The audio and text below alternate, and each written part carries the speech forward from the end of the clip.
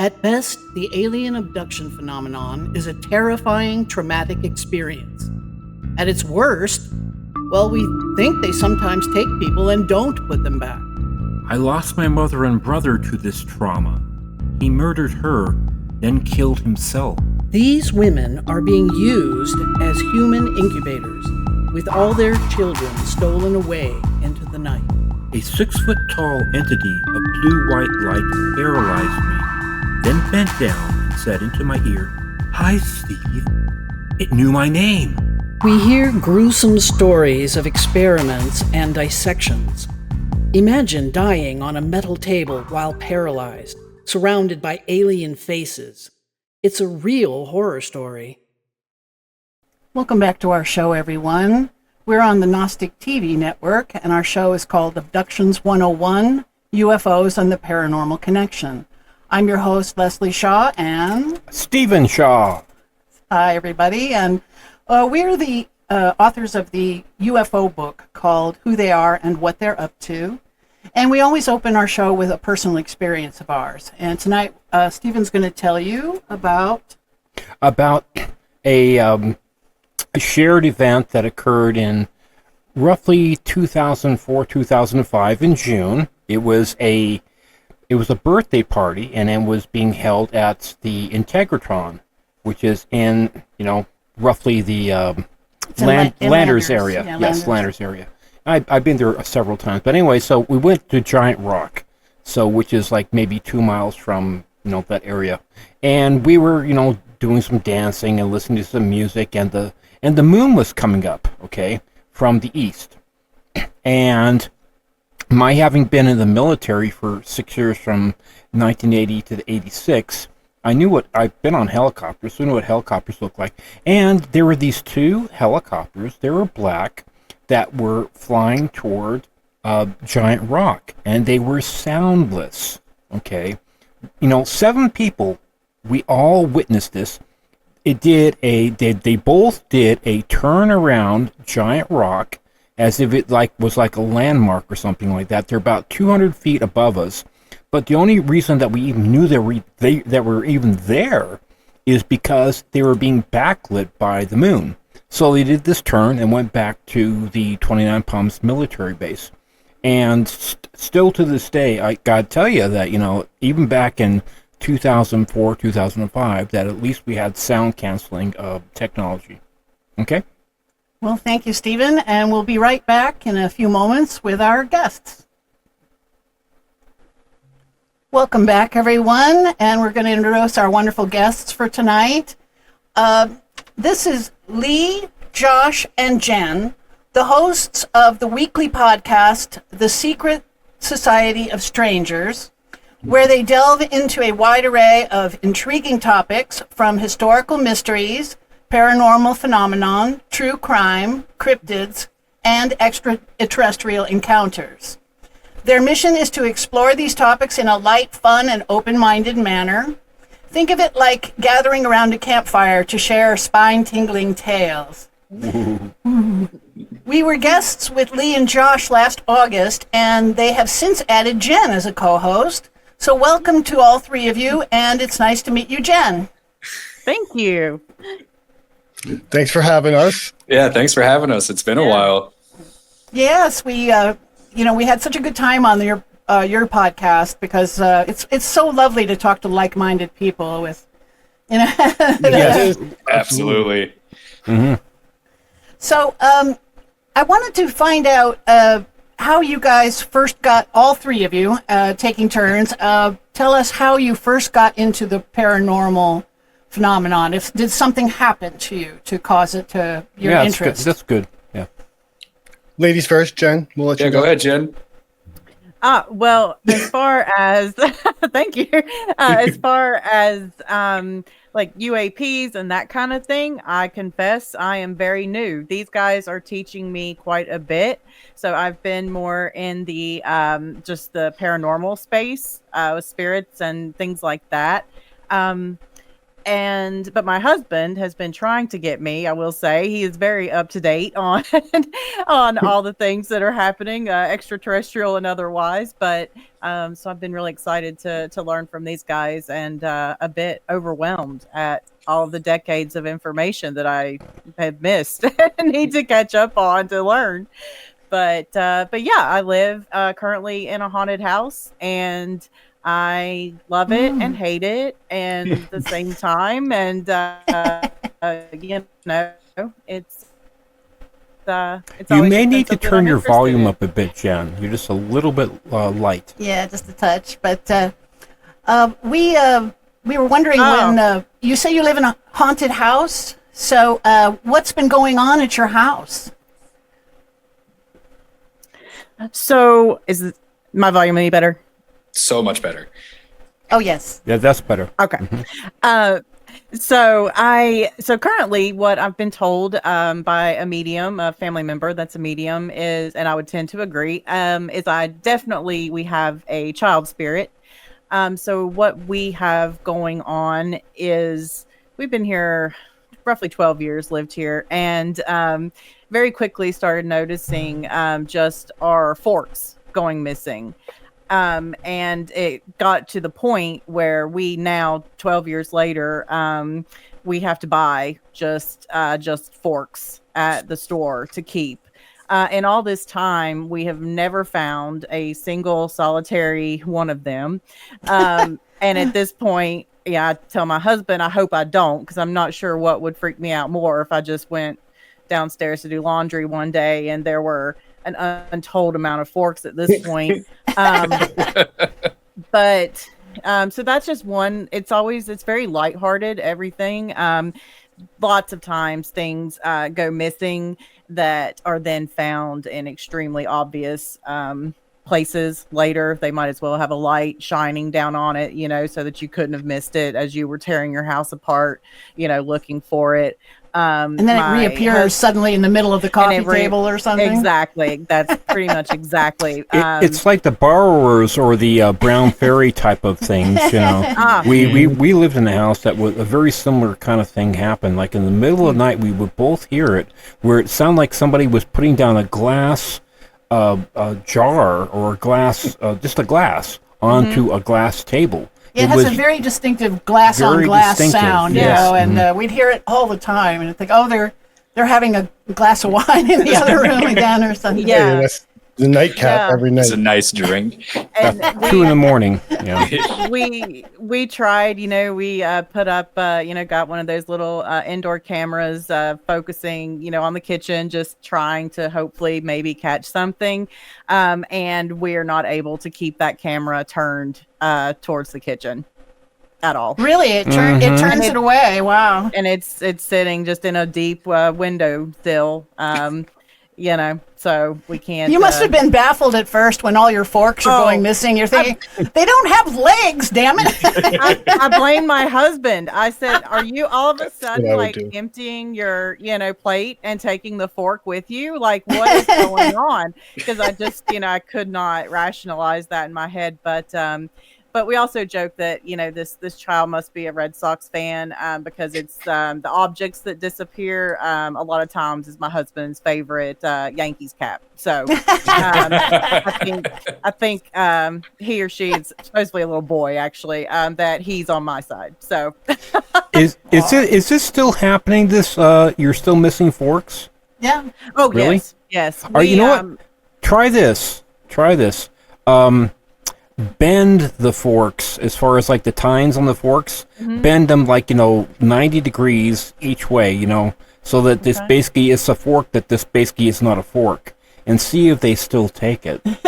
Oh, that'll be interesting. It'll take a little while, but yeah, I will definitely try that. I'm try at least with one of them, not all of them. Obviously. All your forks just bent up. Well, and and I will say we, this has been back again towards the beginning when the first set went. I was just bringing out I brought out I don't know 4 forks, to keep out, and then the spoons went.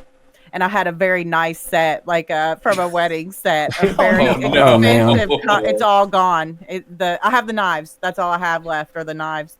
So yeah, it's just now we just get Walmart.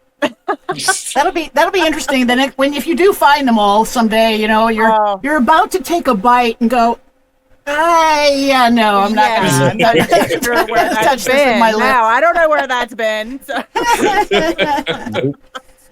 Do they disappear only out of the drawer, or No, they she can be said- on the counter? She said or it was she put them out, and What'll happen is, and that's an interesting point, because you would think that you would kind of figure that out after all this time, but I can't. Right. It's like when I will go to unload from the dishwasher, I'm like, where, and I go and put them in my cutlery thing. There's no forks in there, but I'm only pulling out maybe 3 or 4 when I've now got out like 8 or 10, something like that. So I confess we've given up on any kind of system at this point. Originally back, at least 10 years ago, we were really trying to, like document this, how many forks were there, and, all of those things. But once it was confirmed, a child spirit, I kind of was like, that's just fun, and no harm, no foul. Sometimes scares me from coming up to my scary basement where my laundry is. And I'll get that sensation of just needing to run up the stairs. That hardly ever happens, but it does happen sometimes. And I'm like, buddy, that's not cool. I don't love that. But everything else, that you do is pretty fun. is it like a mischievous thing? Do you think? Yes, very much. Yeah, So everything is, and one thing it'll do, and this might happen to me later tonight, but when I talk about it a lot to someone, I have one of those old, like, this one's actually from the 40s, but one of those maps you would have in school that they would pull down of the different states or countries or whatever. So I have a vintage one in my hallway hanging up, and it'll go up. I've got it pulled down to the state of Maine, but it'll just pull itself up, and that's something that'll happen when I talk about this a lot sometimes. So we may hear it come crashing, but yeah. Hopefully not, but yeah. So Josh, how about you? Like what was your first introduction to the paranormal? Oh man, so like when I was growing up in North Carolina, like I would always like be sitting at the kitchen table doing homework or whatever, and then I would just see these little shadow figures like pop up. We had like so it was like dining room, kitchen table area, and then like we had a cutout, and then you could see into the kitchen. And then so it was like kind of like a little bar top, and you could peek over it and stuff like that. And I would see these little shadow figures like playing like peekaboo with me, essentially. Like I'd look over and they'd duck down, and then I'd like see them out of the corner of my eye, and they would be looking up at me and stuff like that. And that just went on when I was a kid and everything. And then I had like imaginary friends that I would just, I was probably about 7 or 8 at the time. Mm-hmm. And I would just have these like vivid imaginary friends, and I would start talking to like my parents about them and stuff like that. And they were like, oh, well, that sounds like, like some family member that's been dead for a long, long time. I was like, all right, well, I mean, I'm just a kid, so I'm just telling you what I see and everything like that and who I'm talking to. And then, so that's what started it. And then I've always been into like, like I call it trash TV, where it's just like those ghost shows or like, like Ancient Aliens, stuff like that. Yeah. And Beyond Belief. Yeah, we watch them all. Yep. I love that stuff. That's my guilty pleasure TV. And so like I've always just been interested in like the weird, strange, fringe topics and everything like that. And then, I mean, I've always just been able to pick up on like spirits and energies and stuff like that. And the house that I live in is super haunted also. Back during the Prohibition, it was a library, a key shop, and a brothel. And in the basement of my house, I have like tunnels that go all throughout Bismarck downtown. No kidding. Yeah, so one of the tunnels goes from the old train station across the street to this hotel called the Patterson Hotel. And then from there, it disperses to like other places downtown. And one of the tunnels comes to my house because they would get the women and booze off the train. They would go take them to the Patterson Hotel, and then they would take the tunnel and bring women and booze to my house because my house was the brothel. So that was pretty neat. Yeah.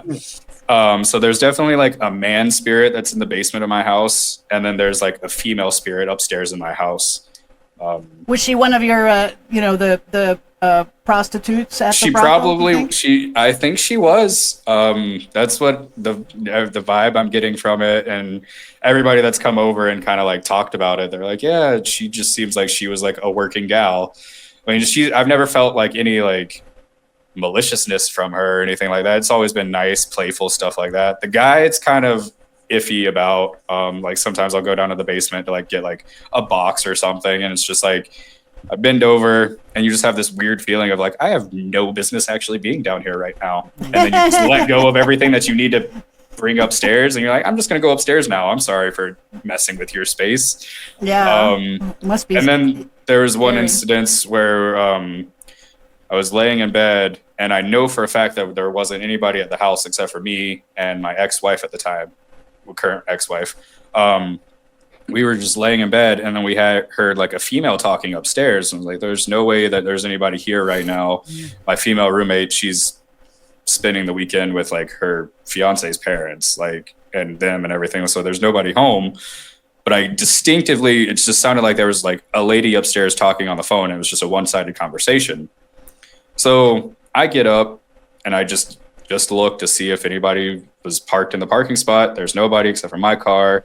Like, all right, cool, whatever. Start walking upstairs, and then my female roommate, she comes in from this trip, and I was like, oh, well, were you upstairs or something? You just went outside to like throw something away. I didn't know you came home yet. And she's like, no, I literally just got home like right now. Oh, well, there was somebody upstairs talking, and I thought you were upstairs talking to your fiance. And she's like, nope, just got home. And then you always hear somebody like walking around, like footsteps and stuff like that. Mm-hmm.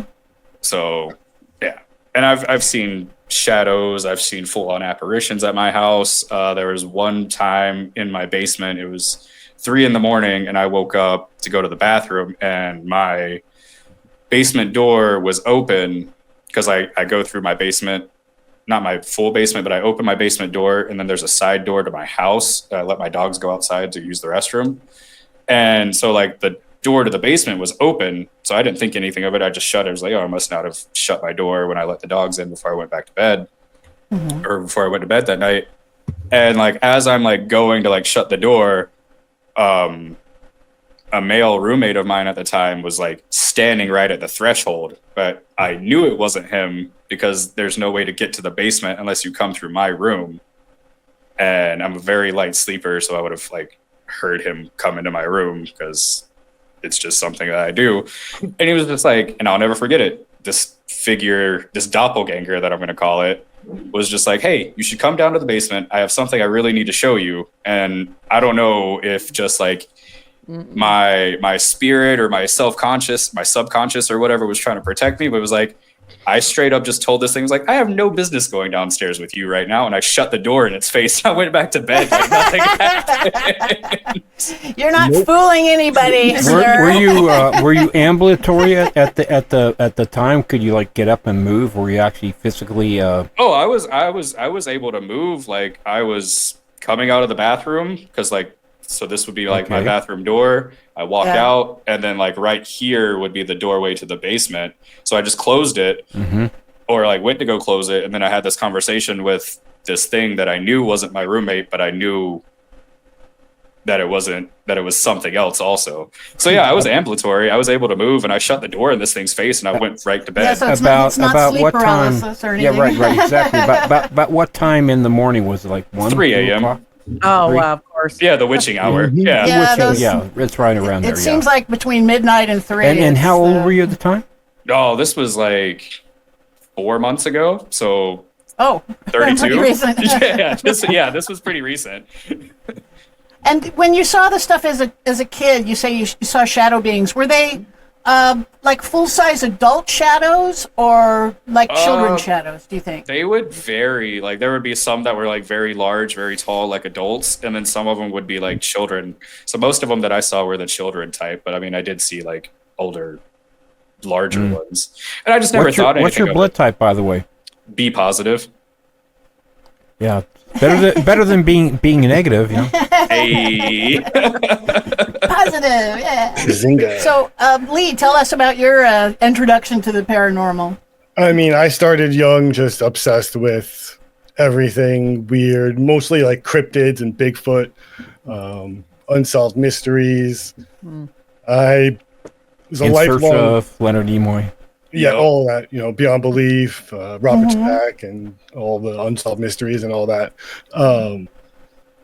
From there, I just became like obsessed with history and reading and just research. And you start putting all this research together, and I started looking at UFOs and aliens, and it was all just always fun until you start laying them on top of each other. And then I started becoming way more serious and trying to figure out where's the common thread in all these things. So in late 2023, I became completely obsessed with NDEs. And I did nothing but listen to NDEs and just watch people talk about their experiences. And being non-religious and really having no idea what the afterlife was, I was open to listen to these people, but everybody was saying almost the same thing. Yeah, it's remarkable how the same these experiences The are. commonality is Yeah. kind of, yeah. For our audience, NDEs are near-death experiences. Right. Sorry, yep. So that led to me finding people on Reddit to talk to that about, and that led to the podcast, which has now led to even more layers of that, let's say, cake. It's a spooky How many years have buffet. you guys been podcasting together? So we just hit our year anniversary as a podcast, and Jen had been with us for about 6 months. Happy anniversary. Thank you. Yeah. Yeah, thank you. It's a big milestone. Crack the Yeah. champagne. I hear it's your birthday. Da, da, da, da, da, da. We're going to do a live stream anniversary Oh, yeah. party. We'll have some champagne, some party Oh, poppers. good idea. Some There we go. balloons. and- Yeah. It's Yep. So exciting. when you guys do your podcast, is it like now where you're in 3 different locations? Yep. So that's the Strangers in Secret Society of Strangers. We all met through Reddit and have Oh. actually never met in person. Oh. No. So I don't even know if Jen and Josh have legs. I'm going to be very surprised. Well, 'Cause we all know I that never I read don't it have either, sleeves. so. Yeah, I Yeah. don't have sleeves. Or do we? Maybe we Right, do. yep. Maybe we don't. A mystery. Oh yeah, I still have legs. That's right. And pants. I'll believe it when I'll I take see my it. word for that. Promise I'm wearing So, pants. either of you, any of you, Canadians? I mean, I'm in North Dakota, so I might as well be Canadian You're adjacent. near that border. I heard a little bit of a boot in somebody's, Yeah, there's an boot out there. That, yeah, had to have been him. We live in a resort, a tiny home resort east of Los Angeles, about 100 miles east of Los Angeles in the desert. near Palm Springs. Yeah, Okay. Palm Springs was fairly close by, and so we have a lot of Canadians own one of these little tiny homes, and they or North Dakotans or Yep. Minnesotans or Yes, and Wisconsin. also from Washington State, yeah, lots of Yep. people from Yeah. up north come on down to visit us. snowbirding, Yeah, kind of thing. snowbirding. Oh yeah. Yeah, no, it's That kind of terrible stuff, cold yeah. out here. It was like negative 26 yesterday. Holy God! Yeah, and today it's Oh, like it wouldn't 25. It's literally 100-degree difference. Yeah. today. No I think thanks. I would just shatter, if I walked out. I would freeze and then shatter into 1,000 Yeah. pieces. Well, When I was Leslie gonna is take the very trash out. atmospherically challenged. Yes, I am. To put do a little it cold. nicely. Yes, I'm a weather below wimp. is not cool. Yeah, no, I sure. went to take the trash out yesterday and it just physically hurt. It was like, I'm not doing anything. Yeah. This is, My I'm- motivation would be zero. Oh God. Yeah, people don't realize what they don't realize what you guys go through. They really don't. You'll have to visit us sometime when you just can't take it anymore. yeah, I'm so down. Absolutely. Love the West Coast. So I have sorry, darling. So I have a question for all of you.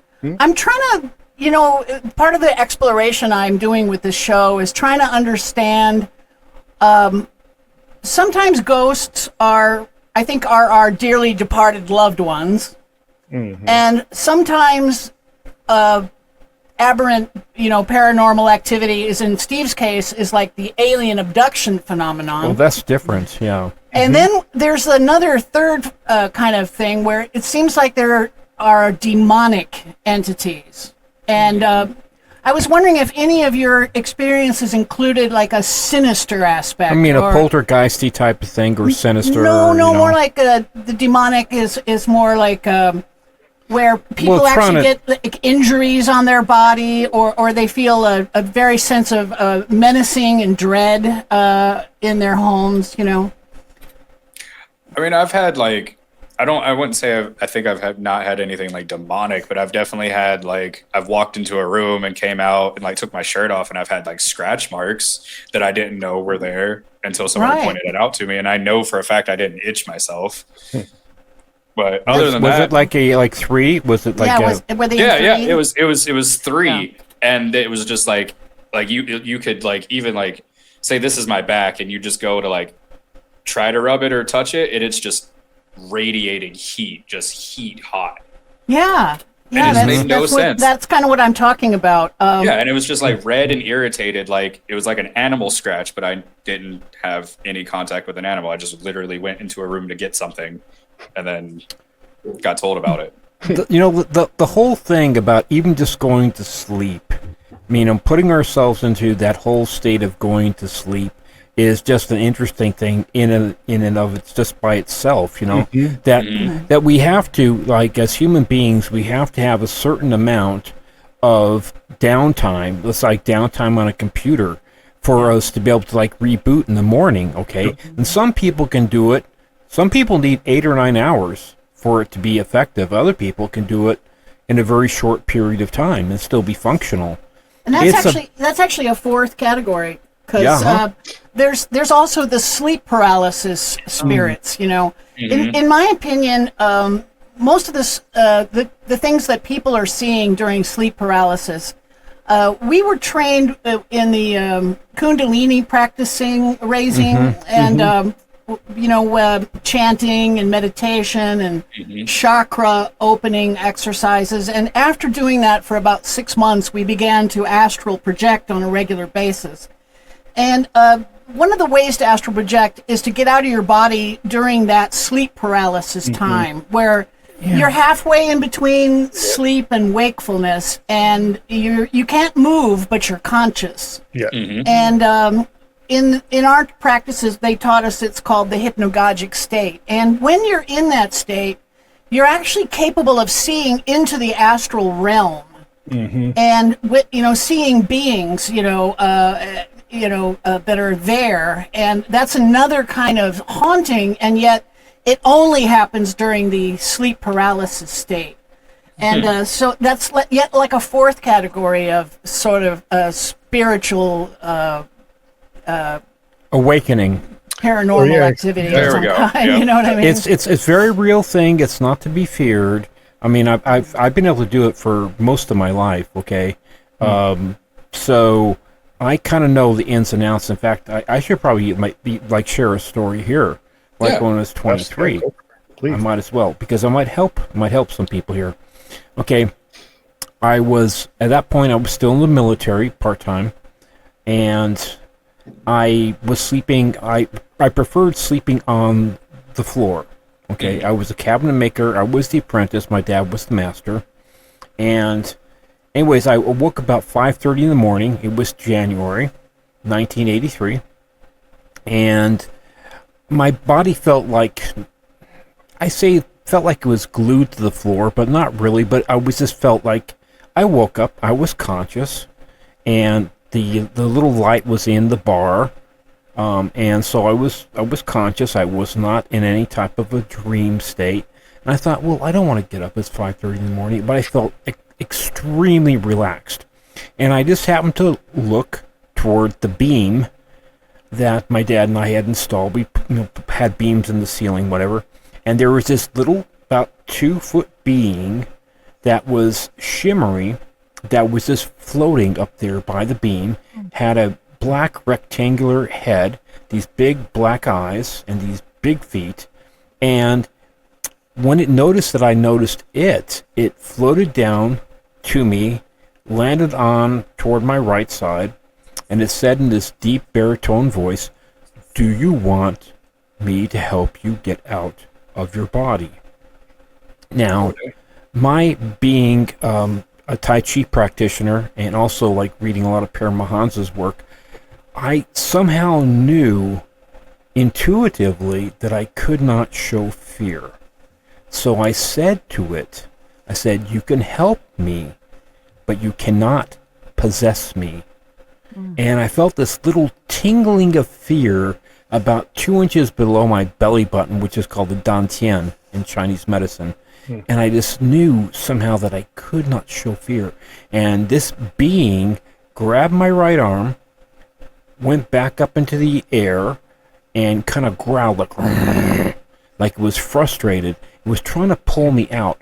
Because I knew how to astral project. You told me you kind of resisted slightly. I resisted a bit. And yes, that's when it growled at it. It kind of exactly. Right? And then my dad asked me in the morning. He said, "No, who were you having a conversation with at 5:30 in the morning?" He could hear the voice too. Yeah. So it's like the thing is when it comes like it's a different frequency. People just have to realize that when you are in that type of state, like I was in.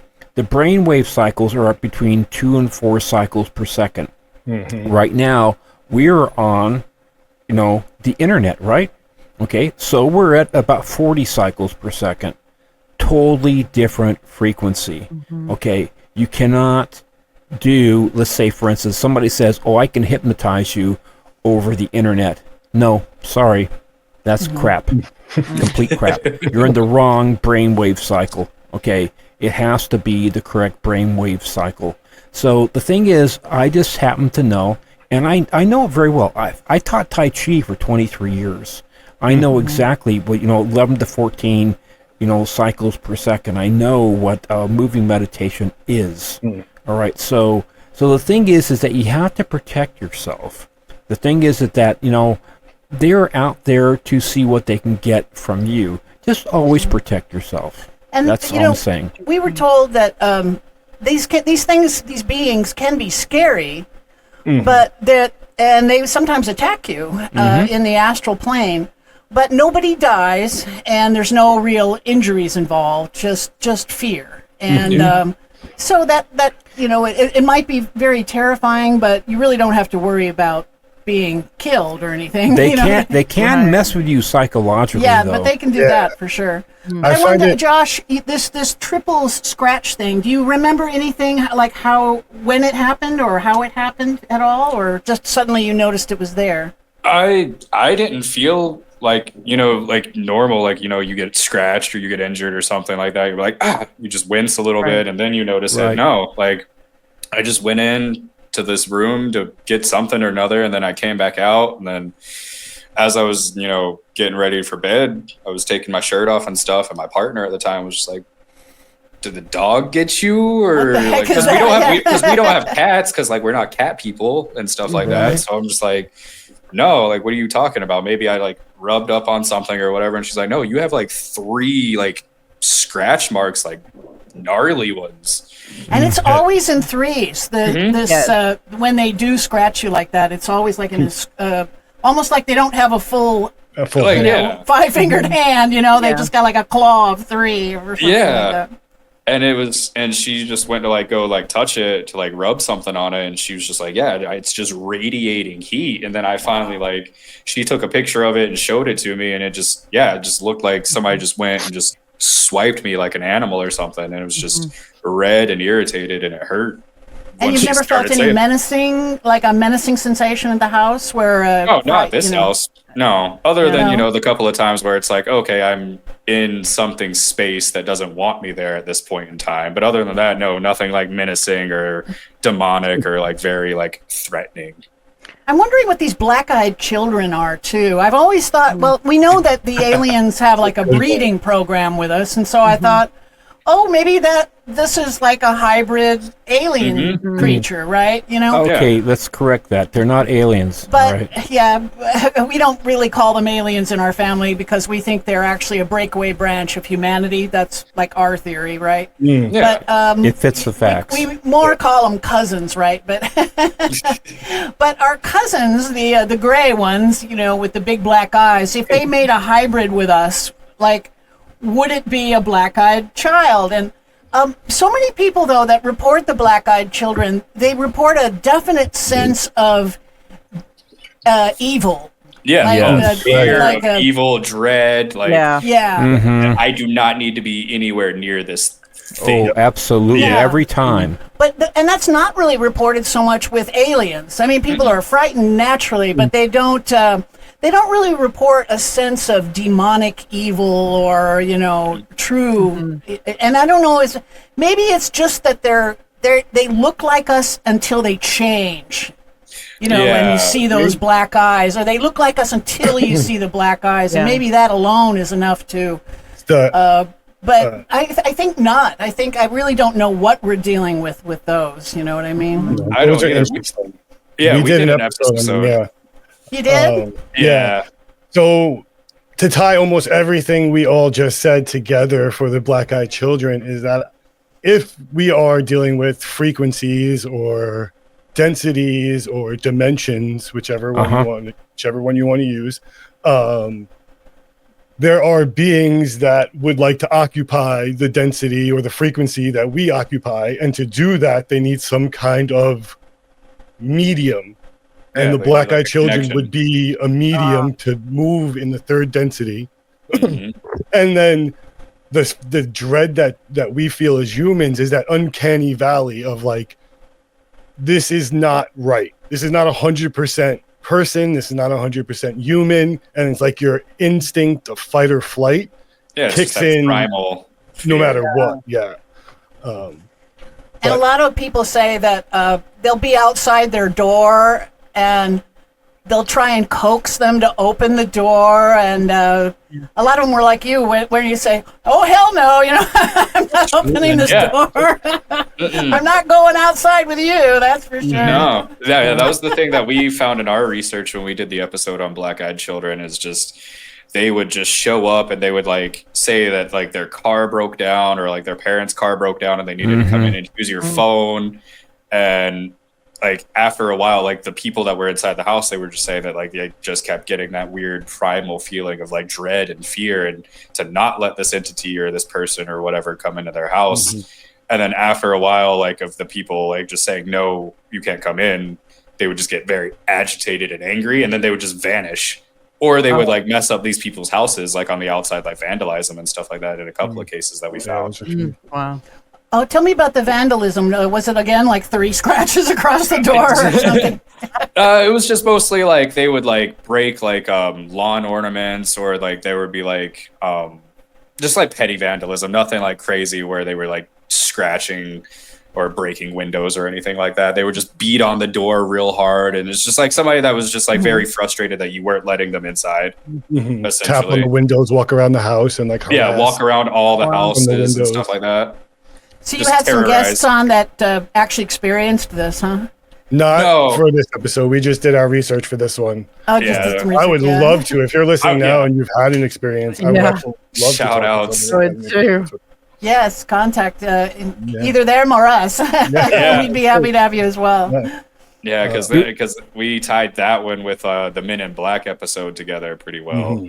Yeah, because I feel like the black-eyed children and the Men in Black, I feel like they're pretty tied together.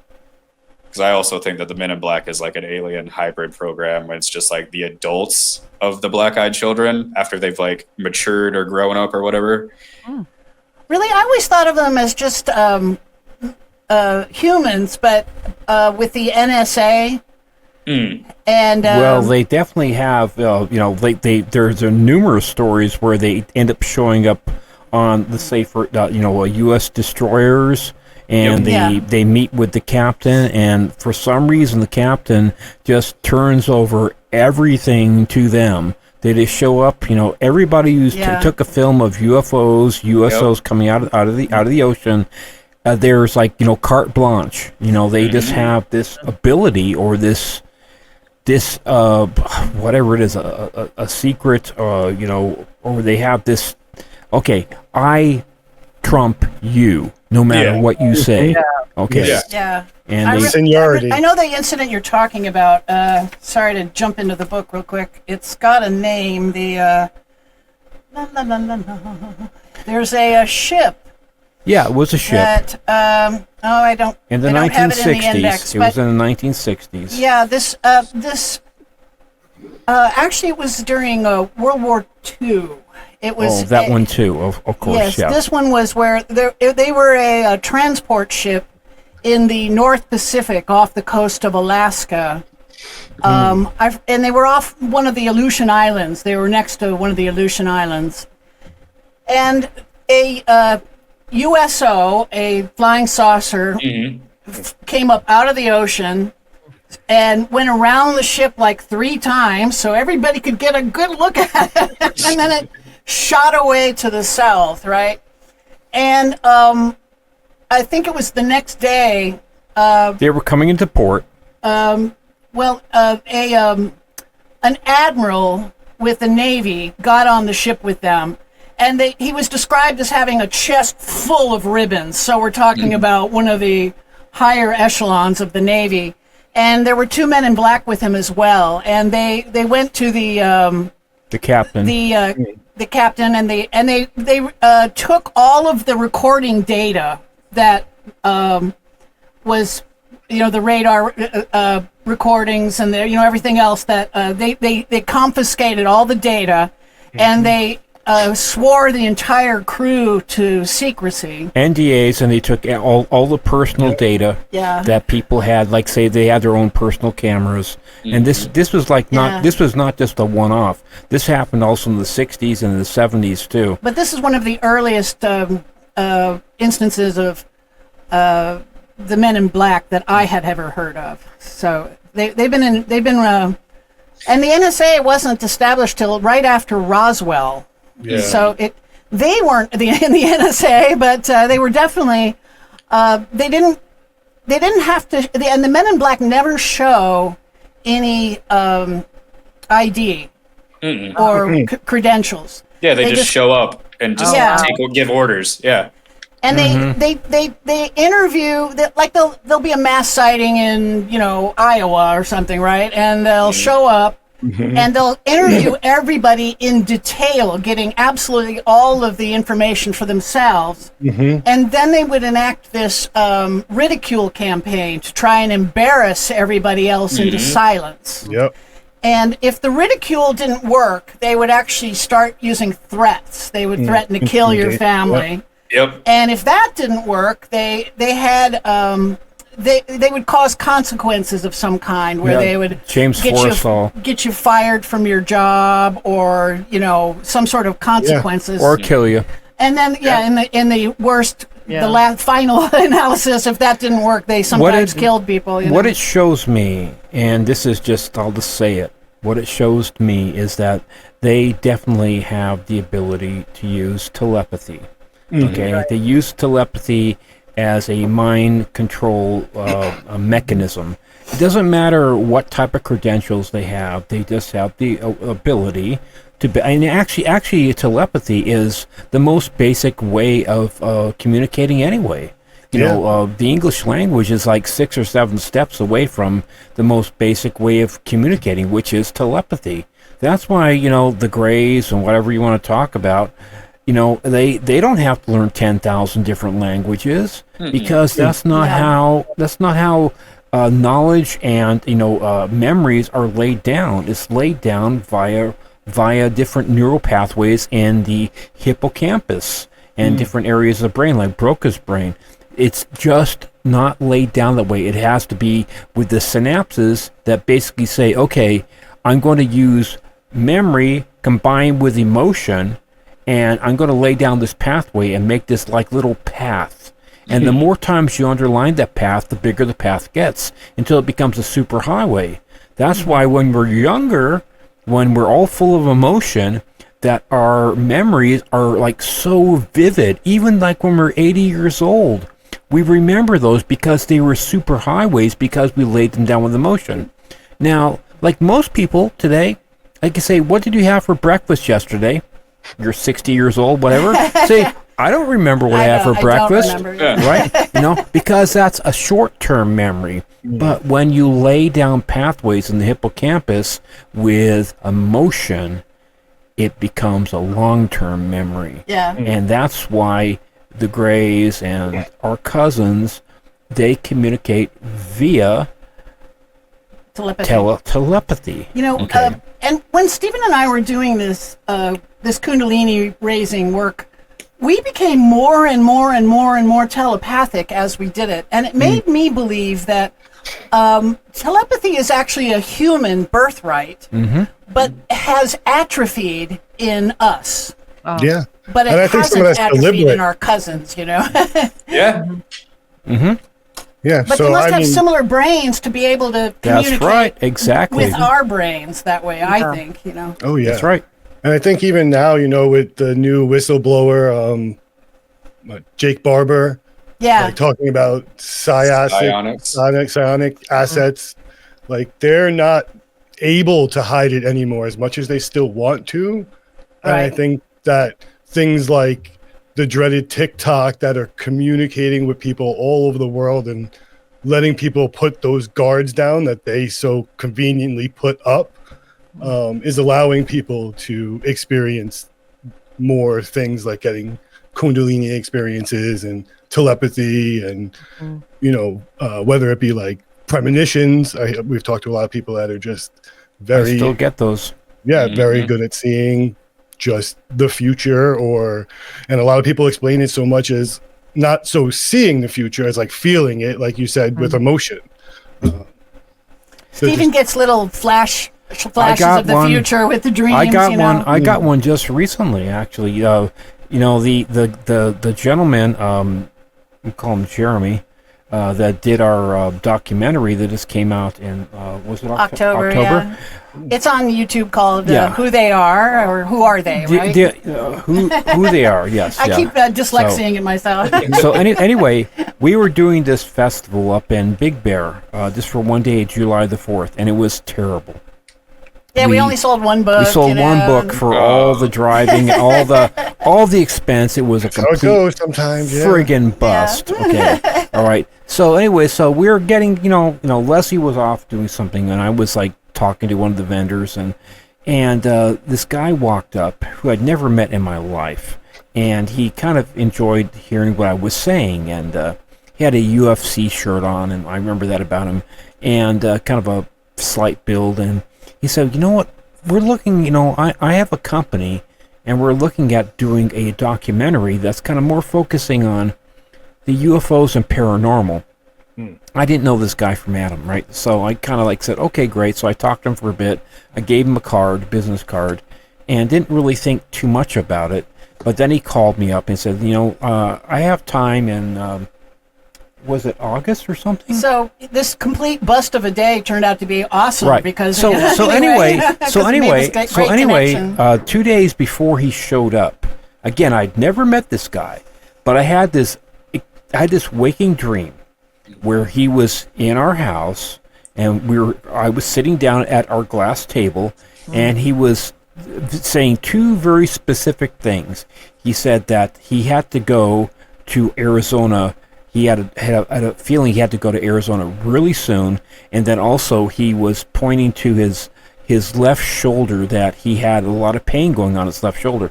So I told Leslie, this is 2 days before he showed up to do this videotaping of our documentary. I said, Leslie, ask him these two questions about his having to go to Arizona and about his left shoulder.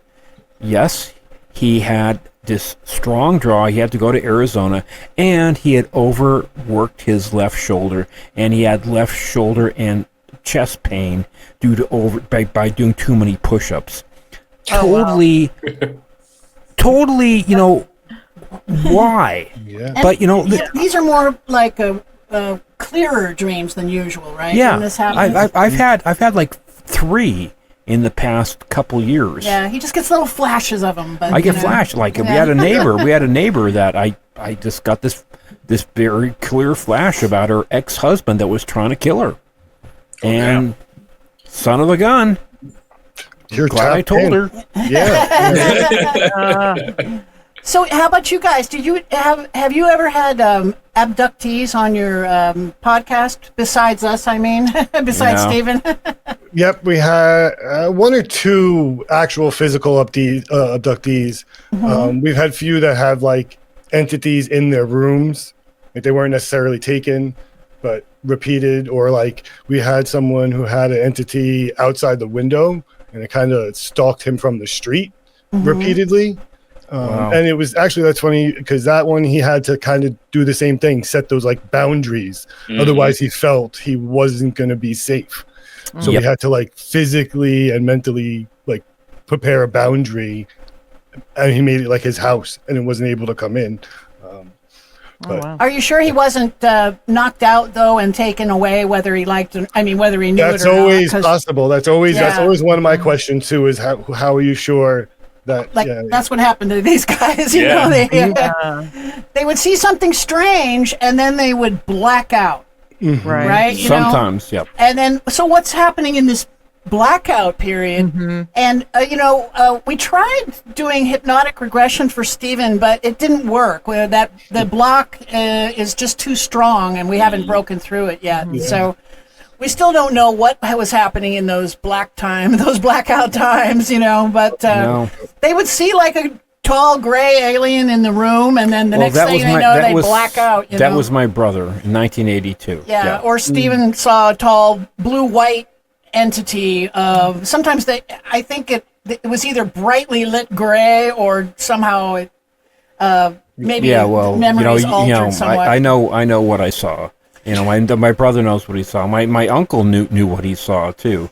It's this entity called O'Glegley that's been with the family for 4 generations. They used to call it a spirit guide, but then finally Philip, his brother, saw it as a tall gray standing in the room, and so that's when we realized what we were dealing with. Yeah, when we finally got to the the meat and potatoes. So, what else did they say? Those abductees. We've heard a lot so far, and I am always looking for the commonality between all these abductions or interactions, and whether it's a shadow person or being abducted onto a ship. That if we're talking about like the nighttime classic abduction, there's that like paralyzation or some kind of. We hear a few people say there's like they feel like there's something in the room, but they're not seeing what it actually is. Like they're seeing something, but they know that it's not what they're actually seeing. Yes. Like so there's an entity behind like a filter or some kind of screen. Cloaking or something. Yeah. Frequently what I'm hearing from people is that Shimmery. they'll Yes. they'll have like we've a heard that a lot shimmery too. quality to the memory, and they may remember little dribs and drabs of the abduction, but frequently can't remember the face of their abductor. Right. And I think those are signs of memory tampering. In a dampening field. Yeah. Yeah. Somehow causing you to yeah. forget or to see it as something else. Like sometimes owls. Sometimes people see them as owls, or Stephen and his brother, when they were little boys, they saw them as gnomes. As gnomes. Little garden gnomes. Okay. And his mother saw them one time as Chinese people. She said this artichoke UFO looked like an artichoke or a basket, kind of a cross between the two things. It came from through the ceiling and landed in the carpeted dining room area just next to where she was in the living room area. And they exited this artichoke, and they were Chinese people dressed in like Chinese regalia, like About 4 to 5 feet tall. performers, like Wow. Chinese, performers or something. And there was an elephant. But see, the thing is, this is the house. This is a house that my father and myself and my brother built. This is the house that we built in Sonora, California, which happens to be one of the most. Let me put it this way.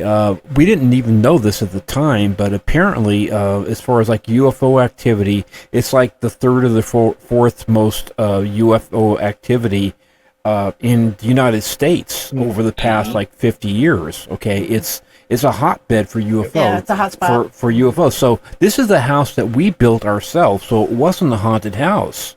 Okay, Yeah, I mean, no, nobody had died there. Nobody had died there. No, Yeah. no, it wasn't anything like that. Yeah, there were no spirits, unless there were some attached to the land, of The course. land, There yeah. was Yep. Native American.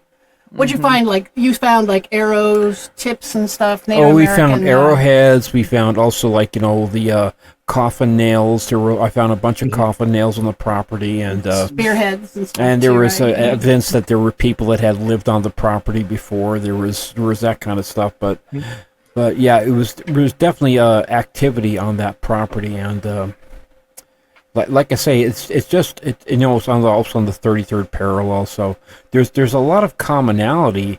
Like I say, like if you've ever read our book, I mean, the things we had happen to us in 1979 in 2 different locations at the same time that 5 different people, experienced.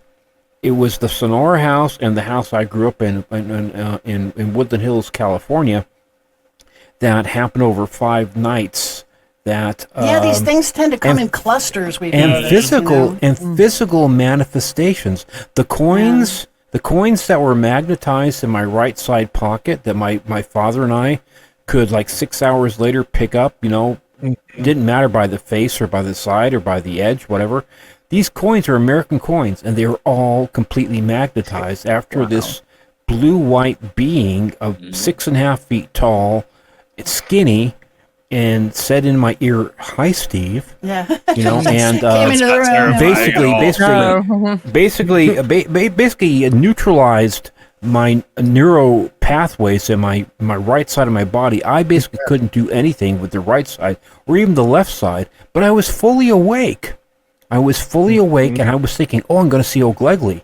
I'm going to see this spirit guide that that I've heard about from my uncle, from my mom, from my dad. Other people had seen this spirit guide, but always showed up the same way. Always about 6.5 feet tall, skinny, sometimes black, sometimes wearing a hat. My brother ended up seeing it as a tall gray. I saw it as a blue-white entity. Okay, but my uncle's life was saved in Sri Lanka, which was Ceylon at the time, post World War II. So I was like excited, but also scared too because of all the stuff that had happened the night before. The night before, I had my bed pushed 3 times. Push from the base of the bed, and I thought it was like an earthquake at first, and then I got tapped 3 times on my mid-deltoid, my right mid-deltoid, and I thought, is somebody playing a prank on me? Right. And Trying I to get just your rolled attention. over and I said, "What?" I said, "What?" And there was this shimmery thing in front of my face. I'm looking, and then I just this blackout. Blackout, yeah. This blackout. I told my dad about it. And then the fact that it magnetized the coins in his pocket. Coins Yeah. are not supposed to That be. was the next day. Yeah, coins are not supposed to be able to be magnetized Right. because because they have to go in vending machines and and so we presume that he was taken aboard a ship and exposed to It was a close encounter of the some- 4th kind, yeah, at least. some major electromagnetic field of some kind. I probably likely have children that I don't know about. I'm not a father. I'm not a father as far as I know. that we know of, yeah. But I'm sure they probably have taken. Yeah, there might be some hybrid cousins, alien I've cousins. heard- I wouldn't be surprised. I've heard of women who have been able to meet their hybrid children. Yes. Have you heard any cases of Wow. men that's happened to? I haven't met anyone personally who's had that experience, but one of the sources for our book was this professor, David M. Jacobs, who he did 10,000 Regressions. hypnotic regressions on abductees. And I like to use his data pool because it's such a large data pool, for one thing. And he said that almost 11% of the abductees that he regressed were women that had this happen to them. They would get taken and impregnated, and then 4 months later they're taken again, and the fetus is stolen. And then frequently, years later, they're taken again and introduced to their hybrid alien toddlers, Yep. or children. And sometimes they hold them and cuddle them. And these people have been known to come back, and then under blacklight, they're actually fluorescing where they were touched. Like the sweat from these creatures that they're coddling is somehow bioluminescent. Wow. And that makes sense because we think that our cousins are, like I say, a split away branch of humanity that went underground a long time ago. And if you're going to live underground for thousands and thousands of years, it would make sense that you might slowly develop a bioluminescence, Somewhere, ability. Some way, yeah. Yep. It's really, this. It's really just common science when you think about it. Really, it's just. The gray skin, big eyes. Yeah. You're adapted to What dark. was that? What'd you say? I'm sorry. I was saying the gray skin, big eyes. You're adapted to if you're living underground. What would they look like if you took a human and put them underground for 10,000 years? Right? Maybe even more. I think they would look like the Greys myself. Yeah, especially if you're going to come outside to like the surface and stuff, like you're going to put these big like contact lenses over your eye and everything like that and make it look like you have big black eyes, but it just filters out the UV light. If you just look at this, how much people have changed in the past 300 or 400 years. I mean, if you and what with the technology that we have now, it would seem like magic to somebody like say 300 years ago using a cell phone or the technology that we have now. Also, the way people we're taller. We have certain differences. We speak differently. Everything is completely different. We would be, thought of as witches and warlocks. Doing what we're doing right now. We'd be witches and warlocks. We'd be giants, that's for sure. Yeah. Yeah. Everybody was so much shorter and everything can like say like biblical Yeah, you time. look at the armor. Yeah, I went to when I was in Paris. There's an armor museum there, and I went there and looked over the collection, and a lot of the armor was from the Middle Ages. And these people were short; they were like 4 foot tall. These suits of armor. But what was funny was the swords are like full size. These they were small, but they were strong. Yeah, like people today couldn't wield it, but somehow, That's what blew my mind. I just got back from Amsterdam and I just saw like a big museum of like medieval armor and weapons. You saw and stuff. it too, Like that. And it just blew my mind. I was like, oh man, these guys were so tiny, but then they had like these big swords. I always thought of Lancelot, as some like big man, but no, probably not. He tiny. I always thought it was called Lance So. Lance No, a lot. That's a little. Lance a lot. You're a silly man, Steven. Very Here silly. for the shameless dad jokes. So I'm still curious about the black-eyed children. Can you tell me a little more about your research, what you found in your research? Again, there's not a whole lot of information to find on them except like the stories you were just saying. Like there's just these repeated incidences where they're asking for some kind of permission, whether it's into a car or a house, and the person being asked is at first usually not scared. They're just usually curious. And then all of a sudden something clicks within their brain and they're like, this is not the right situation. These things aren't right. And most of the time people seem like they're able to either lock a door or get them to go away by just denying them. It seems like a lot of it is just your free will to say like, I'm not allowing you to do this. Yes. And then there was one case that we found that were like the person or the black-eyed children like coerced the people to let them in, and it was just a massacre essentially. Like What? these people just got assaulted. Like they didn't die or nothing like that. It was just they just got violently attacked by these children because the children just went inside and just essentially just attacked these people. for no Wow. reason, and then they left just and left. got into like a black Cadillac. Yeah, all he saw was the dirty Yeah, feet. like a black hearse. Yeah. Yeah, pretty much. Yeah, and then there was a Wow. couple of stories that we found or cases that we found doing that research that like they would want to come in to use the phone to call their mother, Right. and then after like being denied so many times, they would just leave, and then they would get into a vehicle. Like this vehicle would just pull up, and these children would get into it, and there would be like 2 or 3 adults just in this vehicle, and then it would just drive off, and they would never see these people ever again. And the people who were attacked, they were physically injured? Physically injured. Yeah, and the then- story goes that the gentleman let these kids into his home, to use the and- phone or something. Yeah. like turned his back for whatever reason, and they went into his child's room, and then when he followed them to go see what happened, it was too late for the children already. And when he was tending to the children, he heard his wife, and then by the time he got to his wife, she was already gone, and he saw them like running out of the house. Yeah. They just Yeah, ran you away.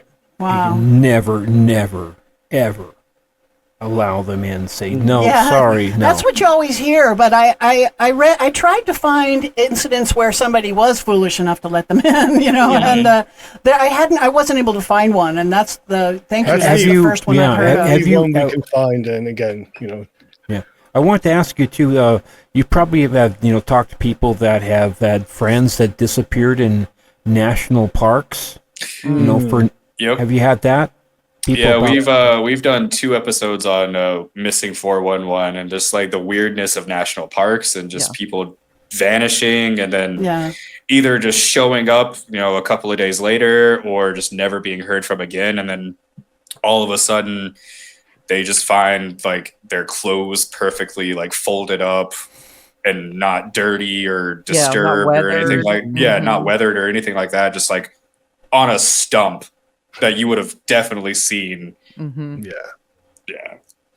So, The ones that get me about that are like Yeah. the children that they're like, oh, well, there's no way like this child could have like climbed up this terrain or like survived for 6-7 days out in the wilderness like this. And then you talk to the child and they're like, oh, well, no, like this big creature or this like spirit thing helped me out essentially. Took care of And them. it's yeah. and it's Yeah. all the same thing. It's just like this thing took care of them. That actually happened on Mount Shasta, the slopes of Mount Shasta. Oh, that's one of them. Yeah, Yeah. a boy went missing. A 5-year-old, wandered off and was gone for I forget how long.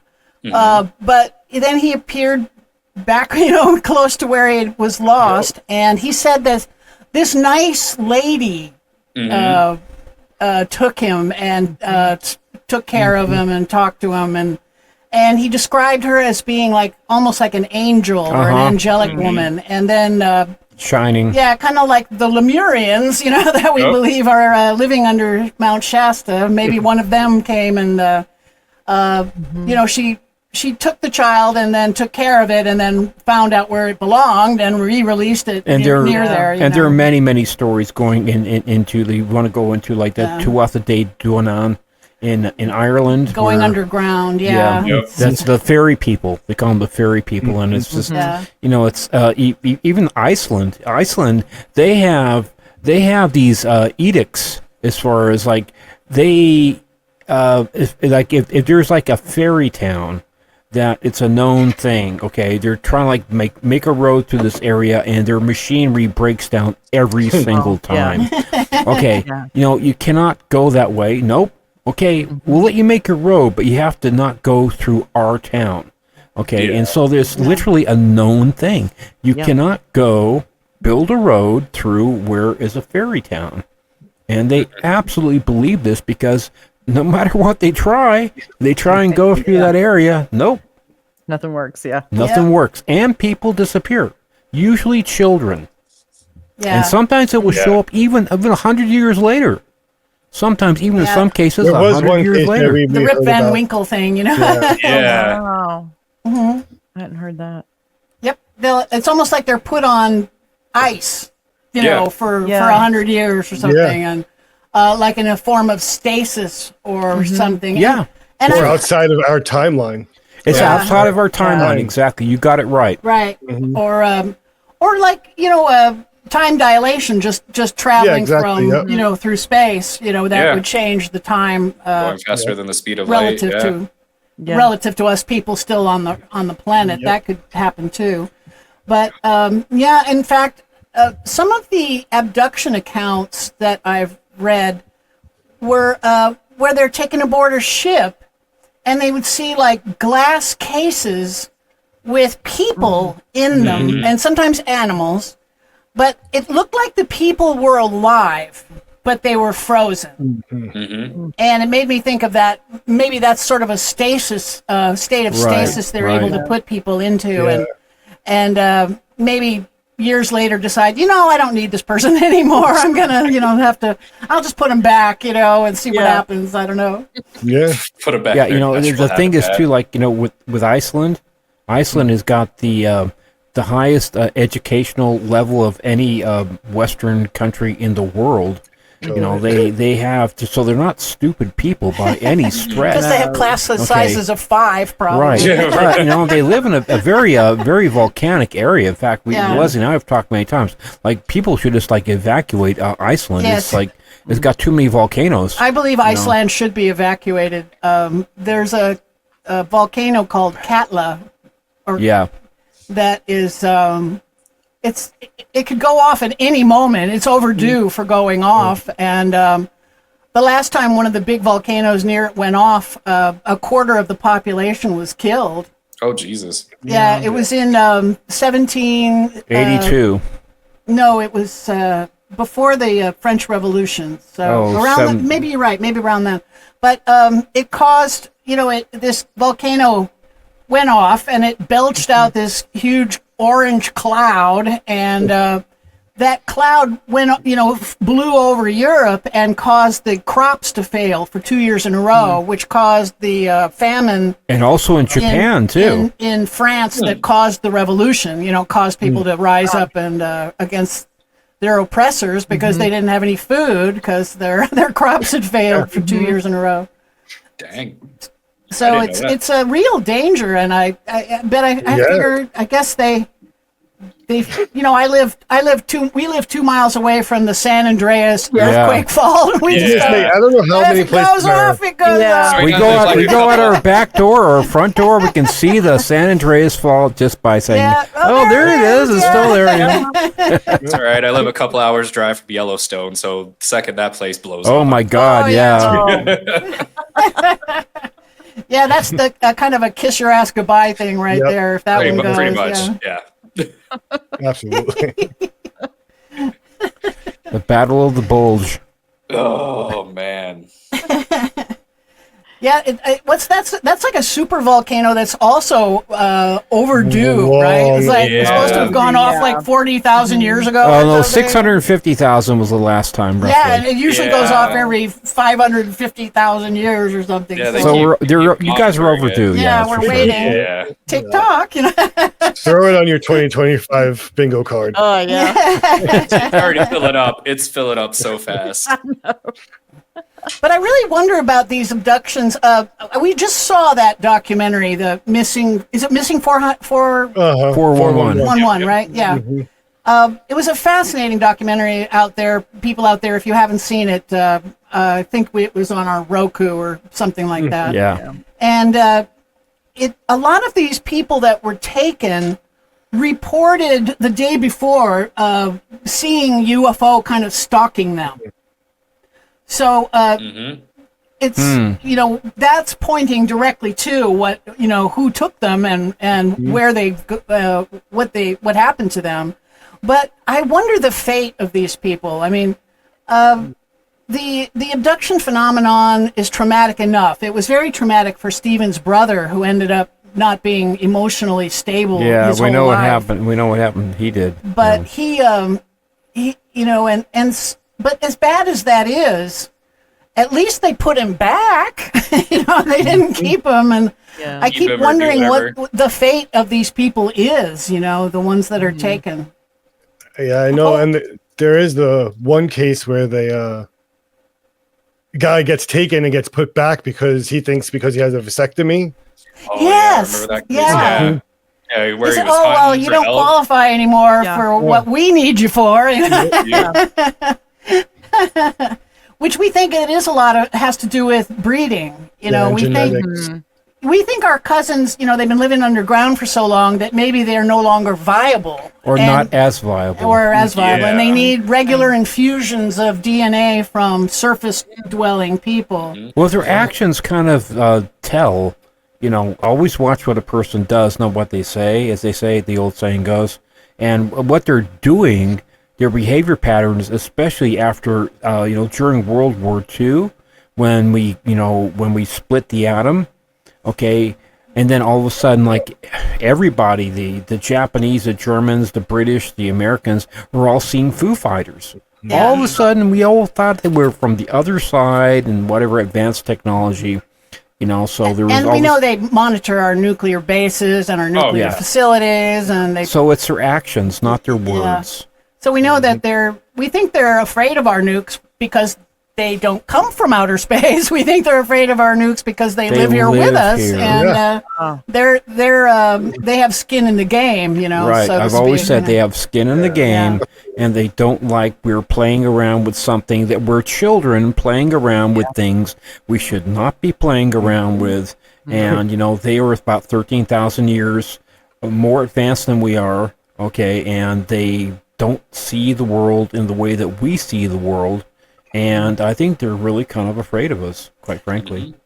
We forgot to tell you, Josh, that we're going to have to take a 10-second break. Oh, God, we forgot about that. Yeah, we have to take a break. So we just need 10 seconds of silence for our commercial break so that our editor can edit one in. So we'll be back in about 10 seconds, everybody. Leslie, you're kidding me. What? Our merchandise store is up? Of course, my darling. All of our amazing concepts of shirts, mugs, and bumper stickers are ready to go. No way. Way.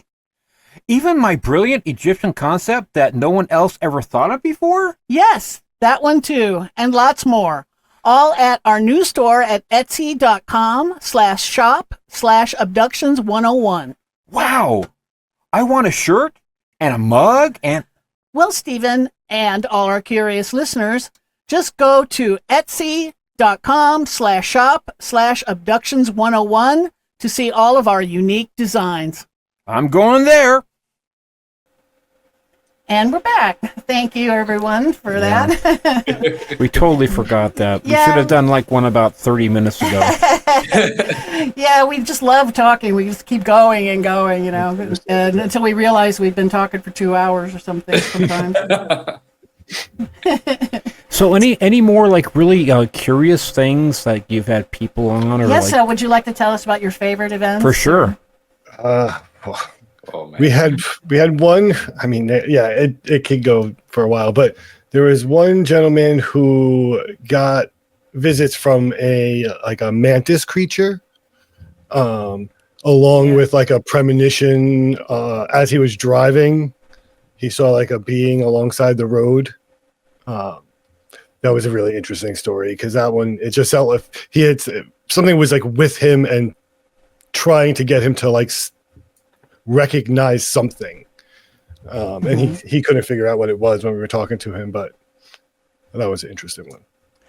Leslie, you've been in contact with that gentleman. Yeah, one of the people I know we're Instagram buddies. We've never met in real life, but he says that he's been having regular sex with a mantis alien queen, and he has children by her that he's been introduced to, and he sounds very credible and plausible. It's just except that he's telling me this wild, bizarre story. That's always but, the thing, yeah. Yeah. But this is actually mirrors. Then I asked him for some details, and it mirrors a lot of these sexual abductions that people talk about. And there's the guy, the hair of the alien, and Are you familiar with that story? Yeah, the with hair of that the alien. the tube. He has the hair. Yeah. Is that it? Yeah, it's just this long piece of like blondish hair or whatever. Yes. that Yeah, was it's just just found clear. on- Yep. Right? Yeah, and it's just hollow. Yeah, he Oh, was wow. he was living near Sydney, Australia, and he woke one night in the middle of the night to these two women were in his bed, and he described one of them as being like a hybrid alien woman. She had her eyes were too large, big greenish bluish eyes, but large, and her cheekbones were kind of too pointy, and her chin was too pointy, and she had this white hair. And the other woman in the bed, he described as looking a little bit more oriental, he said. But they both, he was paralyzed, he couldn't move, but they had sex with him. And then in the next morning, he discovered these hairs in his bed with him. And he had them analyzed. And the hairs, first of all, they're perfectly clear, like fishing line. And there is no known human hair type that is perfectly clear. Not even albinos. Yeah, but when it was genetically tested, it tested as human, although a bizarre combination of human. It was Gaelic and Basque. and Mongolian, a subset of Chinese population Right, that only right. makes up 1% of their population. And this goes a long way to proving our theory that we are dealing with humans, but mutated humans. Right. It is human hair, but mutant human hair, you know. There's so many examples. If you, for instance, you put frogs in an environment where there is really no light, they develop other attributes. Like with the blind frog ranch type thing, or just with, it doesn't matter what type of a being or creature you're talking about. If there's a lack of light, they develop They'll adapt other. to it, yeah. They adapt to it. It's like exactly. So, And in like nature, as they'll get bigger and bigger and bigger and bigger eyes until eventually they have no eyes. Yep. If it's that dark that they don't need light at all, they develop all these other senses for how to, Right. like long feelers or something to feel their prey, or some other way of finding Right, their prey. right. But I do think that we're dealing with a breakaway civilization of humanity, and that the hair of the alien goes a long way to proving it. We finally have a little kernel of genetic, of hair that this is who they are, Right. It really you really go back and back and back. It begs the question of just, what I think and I believe is that life is everywhere. I mean, it will develop, whether it's in a methane base or a carbon base, or it doesn't matter. We think it's more the rule than the exception. It's more the rule than the exception. As far as what we can tell, and it's just like that. Why and how it develops, that's a mystery to me, but I think it's still one of the biggest questions. Why do we even exist, and what is consciousness? Or can consciousness be put into an artificial being, and would that still, be consciousness? Would it be a soul? Yeah. I mean, these are the big questions. Yeah. Coming up now with AI, these are huge questions. And life is so resilient. Like, didn't they find like a bacteria growing on the outside of the Right, the space space shuttle. station or something? Space station, right, exactly. In a vacuum, there's something alive in a vacuum, and Life finds a way. That shows you how much we don't know. Yeah. Yeah, exactly. That's the big thing. And under, like around these fumaroles on the bottom of the ocean floor, these volcanic, 800 degrees. 100 degrees, yeah, and there's still like these little crabs, rolling around eating the bacteria off the surface. We don't know of the anything thing. about the ocean. No. Just the pressure down there. Yeah. Forget the heat. Just the pressure would crush. Yeah. Yeah, things we on know you. Jack Shite. Yeah. Allegedly, we don't know anything. Well, Yeah, allegedly, exactly. And like I used to say, like obviously there's no life on Venus or whatever, and lately I've had to take that back in my head. It's like, maybe there is. Maybe there's some They got these form that they got can these take huge it. clouds, and they say there probably are like living life forms that are up in these clouds. They're not they're anyway. Yeah. Yeah, I think we have to, especially now with the advancement of what we know about UAP and NHI. I think we have to put everything we thought we knew away, and like, yeah, there might be other beings on other planets that are actually just in a completely different frequency than us that we just can't see. Yeah. Like, Yeah. Maybe Well- you can't even perceive, Yeah.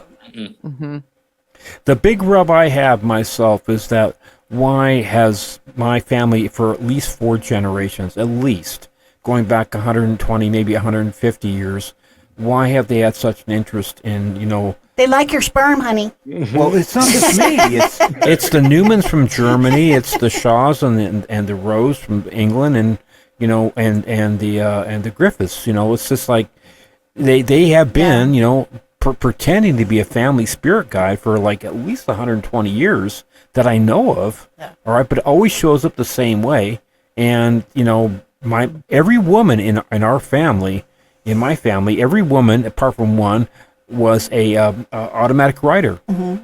So there's we have that commonality there. My uncle, whose life was saved post World War II, he was a pilot in the Royal Air Force, and he told me this story a couple times when I was like maybe 14, 15 years of age. He became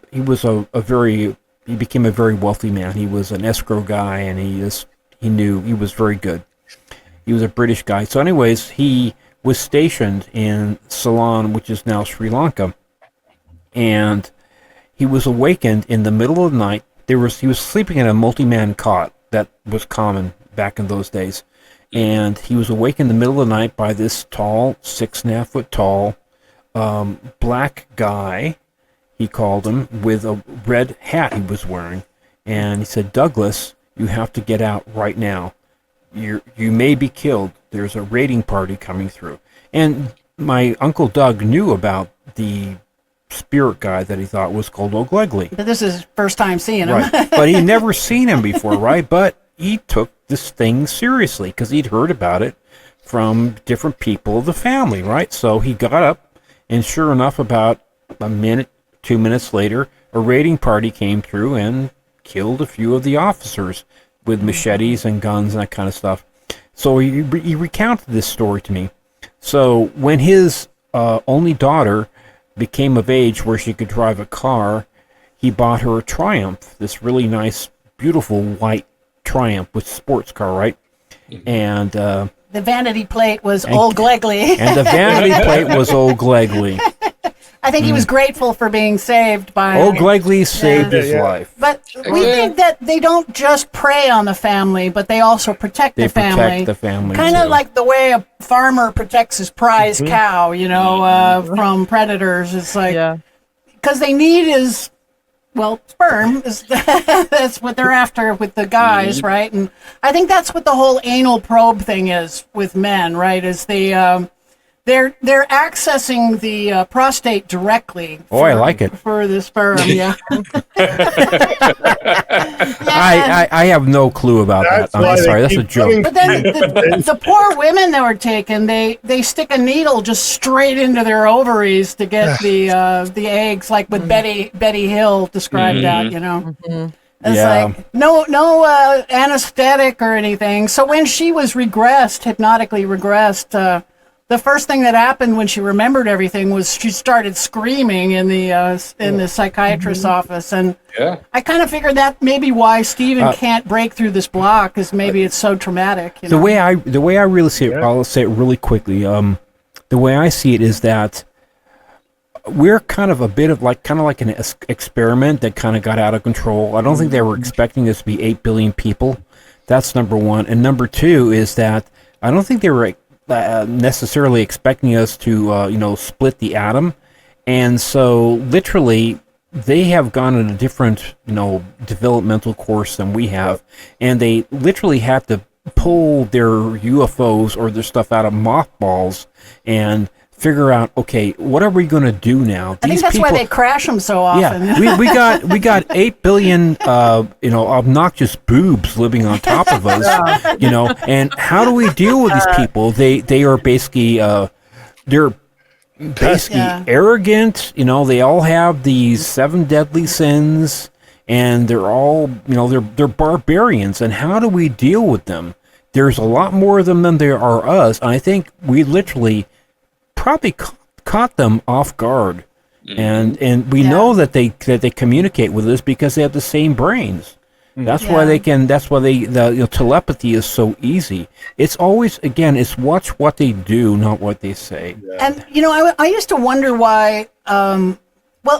From David M. Jacobs' work, we know that about 94.6% of the abductees are Caucasian. Yeah. So it's definitely an almost entirely Caucasian phenomenon. And I used to wonder why they didn't take me, but they would take Stephen. Yeah. And in Stephen's bloodline, they originated in Germany. Yeah. And they're as white as you get. There's nobody in the bloodline that we know of that isn't just a Caucasian. But in my case, I have a Native American grandparent, but everybody else is Caucasian. But I have that one part of my history, that isn't fully Caucasian. Yeah, lucky me. And it made me think that, well, maybe that's why they don't want me, and I'm just as happy that they don't, frankly. Could be that German bloodline goes to the missing 4112. A lot of those people. Yes. Yeah. That's right. That's correct. And Travis Walton is also had a lot of German in him. And the whole thing with Hitler, in the late 30s, he was combing the coast. His U-boats were combing the Antarctic coast. Queen Maud Land. Yeah, the Queen Maud Land coast. And then one of his U-boat captains was quoted in the media saying, "I have found a paradise under the ice For mein Führer. for mein Führer and homeland," kind of thing. And right after that, Hitler started sending massive amounts of resources down there, like He did. Mining equipment, research. Yeah, exactly. Workers, personnel, engineers, and All verifiable. yeah, and so after the war, we think U.S. intelligence was aware of a Nazi base under the ice sheet down there, and that was why they sent Operation High Jump with Admiral Byrd, in charge to destroy this base. Right. And we get this from It was a Russian. a Russian intelligence report from 1947 that was turned into a Russian documentary in 1986, which is available on YouTube. It's easy to find if you just start putting in, those key words. But this documentary talks about how the project, Operation High Jump, was attacked by flying saucers that came up out of the ocean and shot some ray at them and sank a destroyer and downed a bunch of aircraft and killed a bunch of men. And Right. and then, Admiral Byrd, when he got back to Washington, he was just muzzled. He didn't say another word about this the rest of his life. And except for this diary that he released where he talks about a meeting with these people under the ice sheet. Ariani, right? Yes. And we think this really happened because Admiral Byrd was this hero who was, I just don't think he would turn around and go back to Washington and say, I don't know who they were. Yeah. Right. I think he wanted to. So we think he got in a plane with his small crew and flew over the ice sheet. And we found a whistleblower testimony. Linda Moulton Howe did this work. She found this whistleblower who, this whole area of Queen Maud Land is a U.S. no-fly zone, a very strictly enforced U.S. no-fly zone. Wow. And I would beg the question, why? Yeah. Who cares if we fly over this Why big can't I fly wasteland, it? right? Yeah. But this one crew decided to break this no-fly zone because there was a medical emergency. And it was such a bad emergency, the person ended up dying. So it was a real medical emergency. Mm-hmm. And they flew over this part of the ice sheet and discovered that in the middle of this ice sheet is an enormous football field size hole that has ramps going down into it. So we think that Admiral Byrd flew his plane into this hole and met with the people living under the ice sheet, and they call themselves the Ariani. Right. And they were white people with white hair and blue eyes, Nordic or Germanic accents, he said. Quite tall. Very tall, and he met with the master, and the master said, normally we have nothing to do with you barbarians on the surface and your barbaric wars, and but because you've learned to break the atom, we now have to intervene because this is a power you shouldn't be having, right? So we think this literally happened, and like I said, it caught him off guard. And I would have thought this, oh, what a lovely myth or a lovely little fictional story, except that there's so much data that backs it up. Right. Yeah. There's the Anita data that's important. Reading cosmic rays coming up out of the ice sheet from under the ice sheet. And then there's this whistleblower who talked about that the big hole, and there's another whistleblower down there said that he found the opening to a base.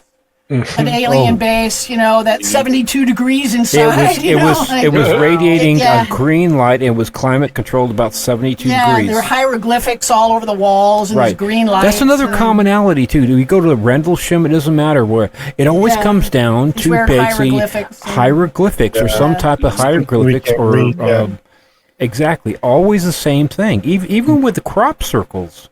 And so I think there is a connection to the Germanic people, and I think it's just that they happen to be a branch of that race of people. Yeah, and that's why they need DNA from those people, because they're maybe becoming, like I said, non-viable. Like space aliens from Arcturus would have no use for Caucasian DNA over other people's DNA, right? Yeah. But a breakaway branch of Caucasians would have all kind of use for it. If we're going to get one more break in, we should do it right now. Okay, let's have another 10-second Sorry break. about that. Yeah, sorry, we should have done one earlier.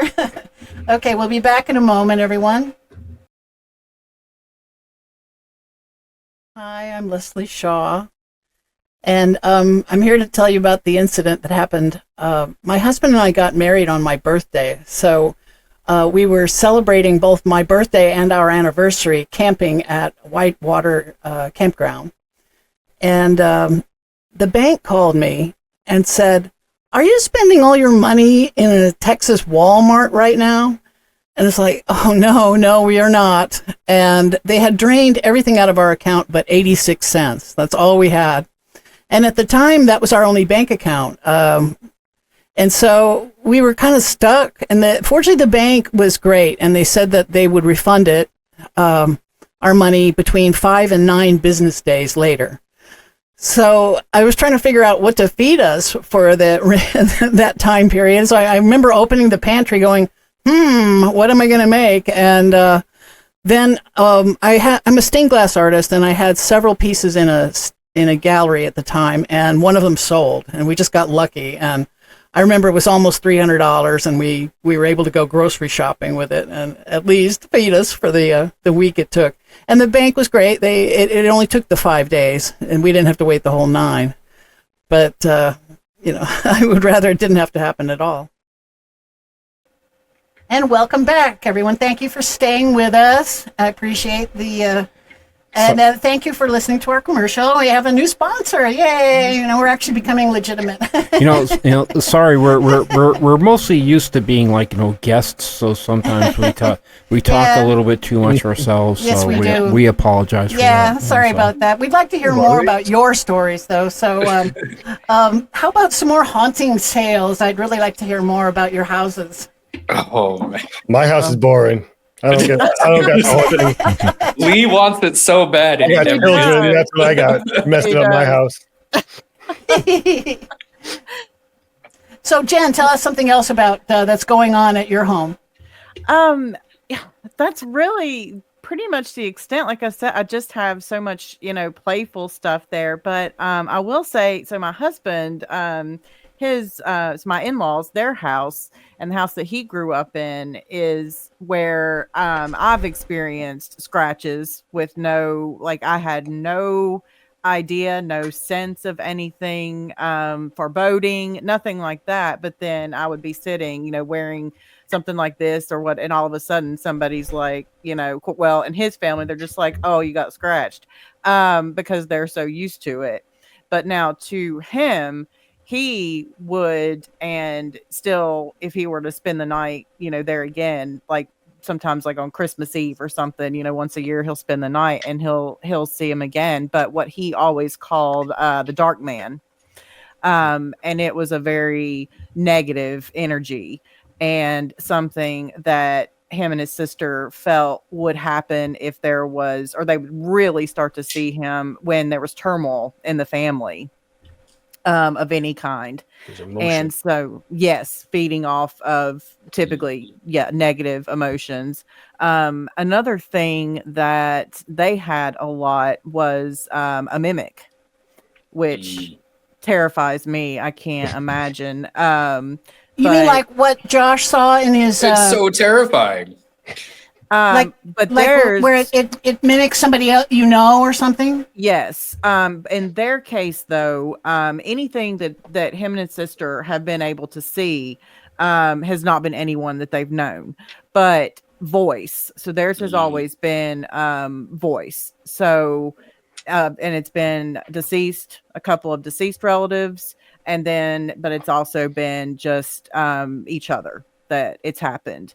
And then, come to find out they were, home alone, and it was just trying to get them to like come down to the basement or come outside, that kind of thing. The interesting thing with their land, their house is very old. I mean, it dates to they're not even 100% sure, but around 1840, I think 1850. But they also have a couple of Civil War soldiers that are buried, that actually have their tombstones that are in their neighbor's backyard. It's like share a backyard that's still there. And as kids and things, they've collected and have still kept arrowheads and things like that they've found. And theirs was on, we know that like Daniel Boone came through, their town is very famous for that. It has, evidence of that. So it was a very hot spot, historically, and high obviously, traffic. Yes, lots of What's events. the name of like the town? Abingdon, Virginia. Abington, Virginia. Oh yeah, that would have been ground zero for the war. Did you say it was around Christmas when this happened? Well, I just say now. So when he, growing up in that house, he was constantly the word he would use is tormented by the dark man. And that's all he'll ever really call that. But then, that's all I ever heard about for so long. But they did hear other would see other spirits, but nothing, they didn't have any feelings about them. But just benign, but then the dark man was always something that was terrifying. And my husband had severe sleepwalking issues throughout his life living there. And as long as, we've been together for 20 some odd years, that stopped once he left that house. But his were bad to the point where, he's got scars on his face where deep, where he would injure himself by walking, outdoors and all kinds of things that, he would do. So this dark man, that's another thing where I think that's more of one of these disturbances that are more demonic or more, they're not like so. our beloved lost loved ones, or departed loved ones so he much, believed right? so very much. And, and it took him a long time, but he finally, he said he had seen him at our house that we live in now. And, you know, and that was in the basement every time. He's never seen him, you know, outside of that. But again, when that happens, you know, for him, it's a time where we'd experienced loss in the family. It was a very negative, emotional time, you know, between me, him living here, you know, together, but then just in our, you know, greater families as well. So that's always an interesting but terrifying. And I can't see, you know, I see what they do or what they take as it may be in my situation. But yeah, as far as a visual, I don't do that. But like you haven't seen it at all, right? I have never been able to do that. And I say I want to, like, I would like to see my child spirit, that I believe at my house. You know, I don't want to see the dark man. I could go forever and and not see that. That'd be fine with me. But it's interesting. Yeah, my husband, he's not seen our child spirit either. At this house. So it's at his other house. Did they ever open up a line of communication with the departed ones? I know that his sister had tried to do some things. Probably what we would know now were not smart things. In her youth, I don't know. I'm kind of on the fence about Ouija boards, but some things like that, that she had tried to do, but not for a long time. And I don't think anything came of it where they just knew that they were, absolutely terrified, both of them, when they would see him just frozen, but they weren't, paralyzed or anything like that. But my understanding, it was just, and then there's that old saying that if you learn how to open a door, you better also learn how to shut the door. Yeah. And Ouija boards, I mean, real Ouija boards are, especially if, like, my sister and I mean, when we were young, I mean, we could get this thing moving by itself, the planchette, without even touching it. Yeah. We just started getting, and it basically just gave us answers. Leslie and I could do it too. Well, when I first moved into his family home with him, the rest of the family wasn't living there anymore, but we took it over at one point. And I was looking through the closets, and I found this Ouija board. He said, "Oh yeah, that's our Ouija board from when we were kids," and we just put it out to play with it. But as soon as my finger just barely touched the planchette, this thing just took off by itself. Like, I couldn't believe how reactive this thing was. The two of us, you have to have two people doing it, yes. Yeah, but unbelievable. I used to think, people must be pushing it around or something like that, but absolutely not. This thing was at a life. No, you had me, sweetheart. That's why you had me.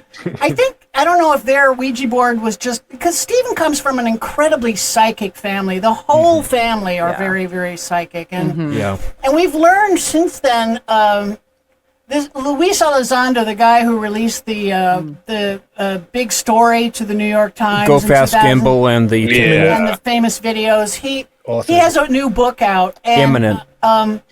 He said that he told us something in the book that I've known for years, but now we know that it's been medically proven. Is that because every time I would interview abductees, they would be mediums or they would be psychic healers. There's a psychic component to it. Yeah. And sure enough, the government did MRIs and PET scans of the brains of human beings that had been abductees and discovered that they have the same kind of brains that people have with ESP.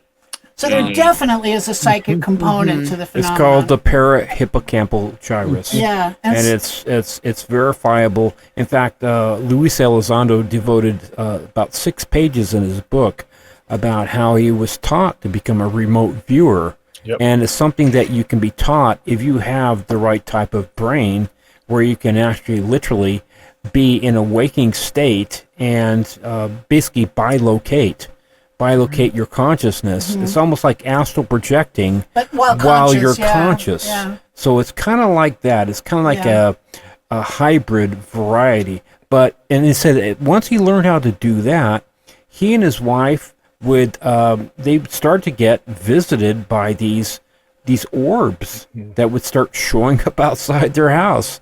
These red orbs, or green orbs sometimes. And, So they're stimulating the activity itself. Yeah, exactly. So it just basically kind of freaked them out. But it says, this stuff is real. The remote viewing stuff is real. Okay. And when, the government had a remote viewing operation called Stargate, Operation Stargate. Right. And I think, they trained people to become remote viewers, and some people came by it naturally and were Like really Pat good Price. at it. Yeah, like Pat Price. he was one. And with it, to me, it seems like it's not that far of a jump to go from being a remote viewer to a remote effector, like the psionics are able to do. They're right. actually able to infiltrate the minds of other people and plant suggestions or possibly. And if our cousins, as we call them, are flying their UFOs in a very open state of Consciousness. receptibility, so to speak, receptiveness. I think they would be kind of sitting ducks for psionic attack in a way, and that the ability to affect UFO flights with your mind, it doesn't seem like that crazy a thought to me. Actually, It's not. You take anybody and deprive them of sleep for 48 hours and see what their consciousness is going to be like after having no sleep for 48 hours. Yeah. I mean, I don't care how strong you are. You go for 48 hours with no sleep or 72 hours, you're going to be a lot more. You can be manipulated very easily. And psionics, that's part of what it is. It's basically mind control. have you guys talked to anyone who had commented on Jake Barber's No, not recent, yet. Not documentary? yet. No. Yeah, we'd like to hear more about that ourselves. Yeah. I know, the egg and all that. Yep. Still waiting. And that's not the first time I've heard it. UFO described as an egg. Yeah. Do you guys remember Ronnie Zamora? I think it was the cop. Zamora, Socorro, 64. Yeah. The last, it sounds familiar. That's how we remember it. Is it was in Socorro in 1964, and his name was Zamora. The cop, yeah. But he heard this. He was like chasing somebody, like he was gonna like pull him over, and he heard this incredible explosion, and he thought, "To heck with this speeding guy! I'm gonna go find out what this sound Explosion was, yeah. Yeah, he thought it was a mining shack, maybe that had dynamite in it that had Right, blown up or something right. like that. And then he comes around this A bend in the road. Yeah, bend in the road that was obstructed the view, the part of the hillside that obstructed the view. And as he came around, he parked, he saw this egg-shaped UFO, and he saw what he thought were children walking around it and working on it. They were wearing, suits. Like flight suits. Like flight suits. Kind of thing, yeah. And then he got, about 50 feet away, he was mistaking them for children. But then when he got a little closer, he realized that the children had big black eyes and the heads were too large for their bodies. But he said they moved just like humans. Right. And for them to move just like humans means they have to have the same skeletal structure that we Right, have and the right. same musculature. To be confused. To be mistaken for children. Yes. At that Right. distance, as they're moving around. They're moving, in other words, they're moving just like us. They're and- bipedal. They're moving just like us. Mhm. And remember that I was telling you about the guy who was having sex with a insectoid queen. Right. I asked him, I said, well, what about her skeletal structure here? Is it? And he said, it's exactly the same as ours. So her face looks quite different. More, he said more insectoid, but her body is essentially the same skeletal structure as we have. So once again, we think, all of every one of the alien types, no matter how strange, they are all bipedal hominids, 2 arms, 2 legs, 1 head, and they all have the same skeletal structure we have. And again, I think they move like we do. They can communicate with us telepathically, sometimes verbally if they want to. In our book, in the foreword, right? Is it the foreword, right? the preface. The preface. Like, I always get that mixed up. In the preface, we talk about the events that happened with my family. Our personal experience. Over 5 nights. And actually, that was really the motivation for us to write the book in the first place. Yeah. I really, at a certain point, when I hit about the age of 31, I really wanted to start to figure this thing out. What had been happening to myself and to my family over all these, generations, and it just wasn't adding up. Yeah. And so I started doing my real research way before the internet, having to read books, like Bramley's book, The Gods of Eden, and things such as that. And, it started to click at a certain point that, it just, it made no sense whatsoever that there was no such thing as a haunted house. We didn't have a haunted house. The Fallbrook house was not haunted. The house we built in Sonora was not haunted. But yeah, in their case, it wasn't a haunting. It wasn't adding up that way. Yeah. It wasn't adding up that way at all. The real signature for the abduction event is the blackouts afterwards. Yeah. That's your telltale right there. We're not insane or anything like that. This is really Speak for yourself, honey. over 4 different bloodlines, 4 generations at least. I mean, everybody's insane. No, and there's thousands and thousands of people out there that all share these same experiences. Right, exactly. And they're remarkably the same. That's one thing that David Jacobs was pointing out was the medical community's explanation for this has changed dozens of times over the decades, right? Oh, it's hysteria, it's schizophrenia, it's this or that.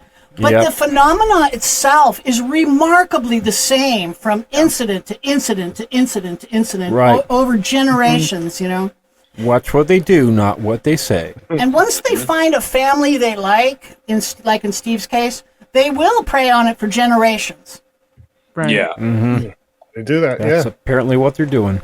And I always wonder how much of the family keeping the tradition open and going and talking about it and acknowledging things like automatic writing instead of just letting them go to waste has to. Yeah, my sister has taken that up now. Yeah.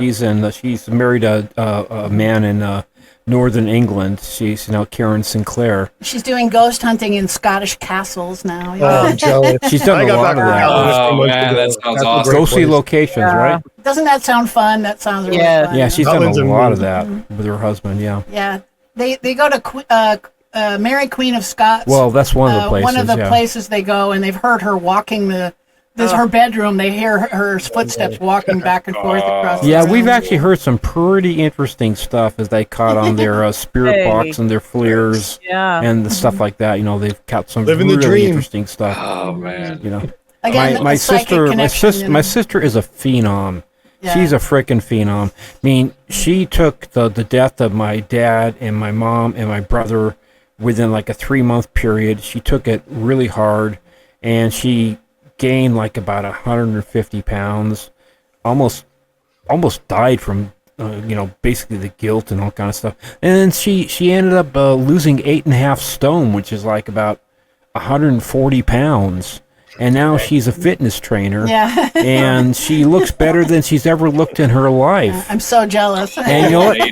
No Ozempic, nothing like that. Mm-hmm. She just did it, and she does the automatic writing, and because my mom is dead, so she does it. Yeah, it seems like old Glegley always has to have at least one woman in the family that he can communicate with. Mm-hmm. And after Irene passed, his mother. She was the last one of that generation to be doing it, And before that, Karen just didn't want to do it, didn't feel the need, didn't feel the Nope. urge. But then after her mother died, it's like she felt compelled to do it. And I think Right. it was old Glegley kind of sought her out to I tried it a few times when I was like 15 and 16, and I felt really, really weird. I mean, I could do it. I mean, but I had to write with my right hand instead of my left hand because I'm left-handed. But I just felt like I was being literally possessed. Well, you are. Yeah. That's sort of what's happening. And so with I these do my automatic writing through my music. I let the spirit move me as far as the music goes, and I'll just write stuff like nobody else.